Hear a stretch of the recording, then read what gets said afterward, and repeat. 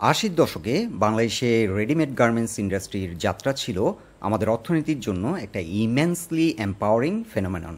বর্তমানে 40 লক্ষ শ্রমিক এই সেক্টরে জীবিকা নির্বাহ করছে। টোটাল এক্সপোর্টের প্রায় 85% আরএমজি সেক্টরের দখলে, যেটা আমাদের সামগ্রিক জিডিপির প্রায় 9 ভাগ। 2023 সালে আরএমজি সেক্টর থেকে এক্সপোর্ট হয়েছিল প্রায় $40 বিলিয়ন, যা রেডিমেড গার্মেন্টস এক্সপোর্টার হিসেবে বাংলাদেশকে নাম্বার 1 এক্সপোর্টার হিসেবে প্রতিষ্ঠিত করেছিল।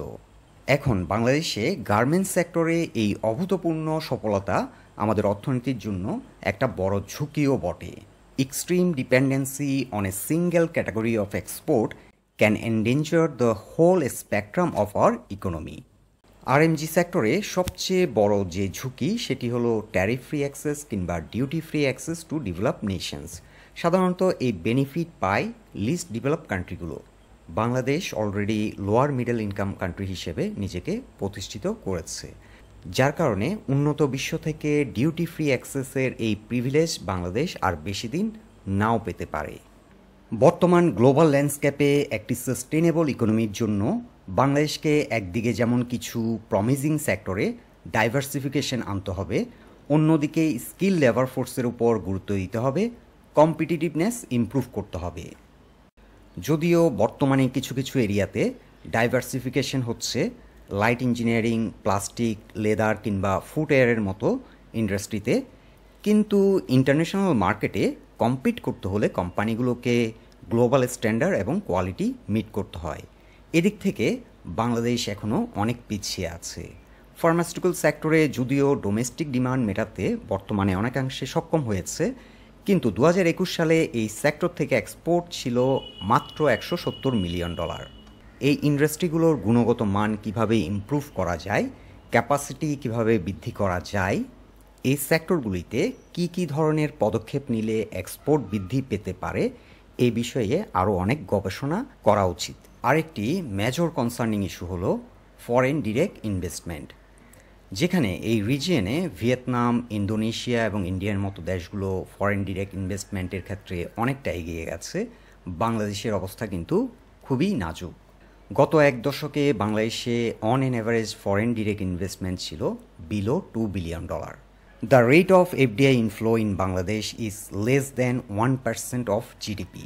যদিও বিগত সরকার বারংবারই বলেছিল তারা খুবই সিনসিয়ার এফডিআই এর ক্ষেত্রে, কিছু ইনসেন্টিভও দেওয়া হয়েছিল এফডিআইকে এনকারেজ করার জন্য, কিন্তু বাস্তবতা হলো বাংলাদেশে ফরেন ডিরেক্ট ইনভেস্টমেন্ট সে অর্থে আসেনি। 2023 সালে একটি স্টাডিতে আমরা দেখেছিলাম বাংলাদেশ থেকে প্রায় 70%-এর মতো ফরেন ডিরেক্ট ইনভেস্টমেন্ট ইন্ডিয়াতে চলে গেছে।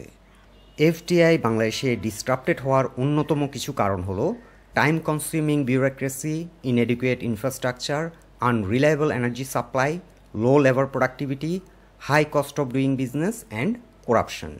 ট্রান্সপারেন্সি ইন্টারন্যাশনালের র্যাঙ্কিংয়ে 180টা দেশের মধ্যে বাংলাদেশের বর্তমান র্যাঙ্কিং হলো 149। এছাড়াও বর্তমান কম্পিটিটিভ মার্কেটে টিকে থাকার জন্য কিছু কিছু দেশ এফডিআইকে স্পেশাল ইনসেন্টিভ দিচ্ছে। ওয়ার্ল্ড ব্যাংকের এই রিপোর্টটিতে 2020 সালে ইজ অফ ডুইং বিজনেসে বাংলাদেশের র্যাঙ্কিং হলো 168, যেখানে 2006 সালে বাংলাদেশের র্যাঙ্ক ছিল 65, সেখানে 2020 সালে বাংলাদেশের র্যাঙ্ক বেড়ে 168-তে পৌঁছে গেল। 2006 সালে ইন্ডিয়ার র্যাঙ্ক ছিল ইজ অফ ডুইং বিজনেসে 116, সেখানে ইন্ডিয়ার র্যাঙ্ক 63-তে নেমে আসলো, এবং 2020 সালে ভিয়েতনামের র্যাঙ্ক ছিল 70 এবং ইন্দোনেশিয়ার র্যাঙ্ক ছিল 73। এই রিপোর্টটিও ক্লিয়ারলি ইন্ডিকেট করছে গত এক দশকে কেন আশানুরূপভাবে বাংলাদেশে ফরেন ডিরেক্ট ইনভেস্টমেন্ট আসেনি, এবং কেন ভিয়েতনাম, ইন্দোনেশিয়া এবং ইন্ডিয়াতে ফরেন ডিরেক্ট ইনভেস্টমেন্ট এনকারেজড হয়েছে। এতক্ষণ পর্যন্ত আমরা ইন্ডাস্ট্রি এবং ইকোনমির কিছু গুরুত্বপূর্ণ দিক হাইলাইট করেছি। এখন আমরা ইন্টারনাল কিছু বিষয় নিয়ে আলোচনা করব। বাংলাদেশের জন্য এখন বড় একটি চ্যালেঞ্জ হলো বাংলাদেশের জনসংখ্যা। 18 কোটি কিংবা তারও বেশি জনসংখ্যা রয়েছে। এই বিপুল জনসংখ্যাকে যদি আমরা স্কিল্ড ওয়ার্কফোর্সে ট্রান্সফর্ম করতে ব্যর্থ হই, তাহলে এই জনশক্তি আমাদের জন্য বার্ডেন হয়ে যাবে। পরিসংখ্যানের তথ্য অনুসারে বাংলাদেশে বর্তমানে আনএমপ্লয়মেন্ট রেট হচ্ছে 5%, কিন্তু এই পরিসংখ্যান থেকে ইম্পর্ট্যান্ট যে বিষয়টি সেটি হলো labour force participation rate. Labour force পার্টিসিপেশনের ক্ষেত্রে একটি দেশের জন্য বেঞ্চমার্ক হলো 65%, বিলো 61% পুয়ার ধরা হয়। কিন্তু বাংলাদেশের ক্ষেত্রে 2022 সালের যে ডাটা আমরা দেখতে পাচ্ছি, it's pathetically poor. So this is a serious concern. এই রিপোর্টটিও কিন্তু ইন্ডিকেট করছে বাংলাদেশে স্কিল লেবার ফোর্সের যথেষ্ট শর্টেজ রয়েছে। সো এটি হলো এমন একটি গুরুত্বপূর্ণ এবং সেন্সিটিভ এরিয়া যেখানে 20 থেকে 25%-এর মতো লেবার ফোর্স পার্টিসিপেশন বাড়াতে হবে। গত কয়েক বছরে বাংলাদেশে ফরেন এক্সচেঞ্জ রিজার্ভ ড্রামাটিক্যালি ফল করলো। একদিকে ইন্টারন্যাশনাল মার্কেটে ফুয়েল এবং অন্যান্য এসেনশিয়াল কমোডিটিসের দাম বৃদ্ধির কারণে ইম্পোর্ট ব্যয় বৃদ্ধি পাচ্ছে, অন্যদিকে গত কয়েক বছর ধরে ডলার স্ট্রং হওয়ার কারণে টাকার মান অনেকাংশেই কমে গেছে। বাংলাদেশের এখন এক্সটার্নাল লোন হলো প্রায় $100 বিলিয়ন।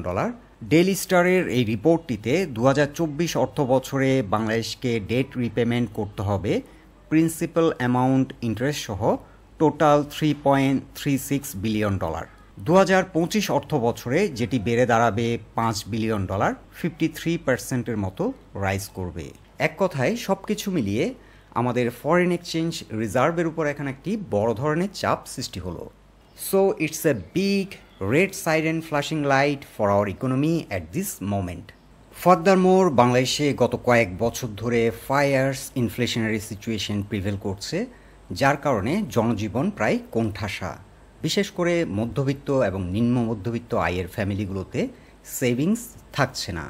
অন অ্যান অ্যাভারেজ বছর শেষে যদি 5% স্যালারি ইনক্রিমেন্ট হয়, সেখানে ইনফ্লেশন হচ্ছে 8 থেকে 12%। সো গত 4-5 বছরে মধ্যবিত্ত এবং নিম্ন মধ্যবিত্ত আয়ের ফ্যামিলিগুলোতে অ্যাটলিস্ট 30% পারচেস পাওয়ার কমে গেছে। বর্তমানে কমার্শিয়াল ব্যাঙ্কগুলোতে সিভিয়ার লিকুইডিটি ক্রাইসিস, এফডিআইও আশানুরূপভাবে হচ্ছে না, যার কারণে new job creation process slow হয়ে যেতে পারে, আনএমপ্লয়মেন্ট রেট অনেক বেড়ে যেতে পারে। টু মাই ওপিনিয়ন কিছু মেজর প্লেয়ার হয়তো ব্যাংক্রাপ্টেডও হয়ে যেতে পারে, লাইক বিগ কর্পোরেশন, ব্যাংক কিংবা financial institutions. Recent devastating flood নতুন করে ক্যাটাস্ট্রফি বয়ে নিয়ে আসলো, বিশেষ করে ফেনী, নোয়াখালী এবং কুমিল্লা অঞ্চলের জনজীবনে। ফুড সেফটি বড় একটি ঝুঁকির মধ্যে পড়ল। এছাড়াও পলিটিক্যাল ইনস্টেবিলিটি এবং law and order situation improve না করলে ইকোনমিক অ্যাক্টিভিটিস কমে যেতে পারে, ইন্টারনাল ইকোনমিতে ডিমান্ড ফল করতে পারে। এই কারণে আমি পার্সোনালি মনে করছি টাইটেনিং মনিটারি পলিসি আমাদের ওভারঅল ইকোনমিকে আরও স্লো করে দিতে পারে এবং ওভারঅল যে ইকোনমিক সিচুয়েশন বর্তমানে প্রিভেল করছে এটাকে ডিফ্লেশন কিংবা ডিপ্রেসড গ্রোথও বলা যায়। এখান থেকে রিকভার করা অনেকটা ডিফিকাল্ট হয়ে যাবে। জাপানে 2012 সালে পার ক্যাপিটা ইনকাম ছিল অ্যারাউন্ড 49,100, সেখানে 2023 সালে পার capital income around 33,800।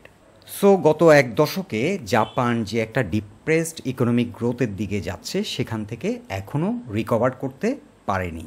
In Hinduism there is a mythological character name Abhimanyu. উনি একজন যোদ্ধা ছিলেন মহাভারতে, স্কিলফুল ছিলেন কিভাবে যুদ্ধে চক্রব্যূহ ভেদ করে ঢুকতে হয়, কিন্তু সেখান থেকে কিভাবে বেরোতে হবে সেই কৌশল তার জানা ছিল না, যার কারণে মহাভারতের যুদ্ধে তার চক্রব্যূহের মধ্যেই মৃত্যু হয়। ডিফ্লেশন কিংবা ডিপ্রেসড ইকোনমিক্যাল গ্রোথ সিচুয়েশন হলো একটি দেশের ইকোনমির জন্য এমন একটি সিচুয়েশন লাইক মহাভারতের সেই চক্রব্যূহ, যেখানে একটি দেশের ইকোনমি একবার আটকালে সেখান থেকে বেরিয়ে আসা অনেক ডিফিকাল্ট। এছাড়া পলিটিক্যাল ইকোনমি আজকাল একটি দেশের অর্থনীতিতে গুরুত্বপূর্ণ ভূমিকা রাখে। এটি ইদার পজিটিভ রোল প্লে করতে পারে, নেগেটিভ রোলও প্লে করতে পারে। এছাড়া জিওপলিটিক্যাল টেনশন সময় সময় আমাদের দেশের অর্থনীতির অগ্রযাত্রাকে ব্যাহত করতে পারে। এতক্ষণ পর্যন্ত আমরা বেশ কিছু পোটেনশিয়াল রিস্ক ফ্যাক্টর নিয়ে আলোচনা করেছি। ডিয়ার ভিউয়ার্স, আপনারা আপনাদের গুরুত্বপূর্ণ মতামতগুলো আমাদেরকে কমেন্ট বক্সে অবশ্যই জানাবেন।